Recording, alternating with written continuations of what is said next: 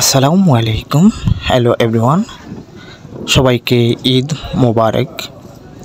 আজকে আমরা ঈদের দিন কাশিমপুরের উদ্দেশ্যে রওনা হয়ে গেলাম। কাশিমপুর একটি পর্যটক এলাকা, সুইস গেট।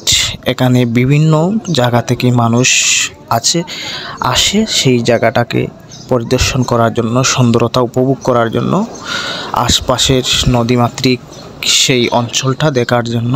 দেখতে পাচ্ছেন আমরা সাইকেলের মাধ্যমে এই মুহূর্তে রওনা দিয়েছি কাশিমপুরের উদ্দেশ্যে। সাথে আছে আমার দুই ছোটো ভাই, ওদেরকে নিয়ে ছুটে গেলাম আজকে কাশিমপুরের উদ্দেশ্যে। আপনারা আমাদের সাথেই থাকবেন এই সুন্দর ব্লগটি দেখার জন্য এবং সবাইকে অসংখ্য ধন্যবাদ এবং আবারও বলছি ঈদ মোবারক। আমরা দেখতে দেখতে চলে আসলাম সেই কাশিমপুর সুইস গেটে। দেখেন সুইস গেট খুবই সুন্দর একটি জায়গা এবং খুবই সুন্দর একটি স্থান।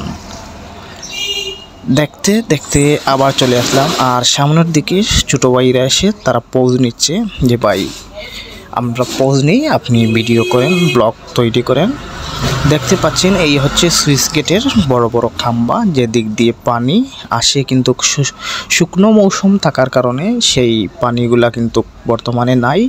আর পানির সময় কিন্তু অনেক পানি থাকে, এখানে প্রচুর পানি থাকে, যা দেখতে বিভিন্ন স্থান থেকে মানুষ ভিড় করেন।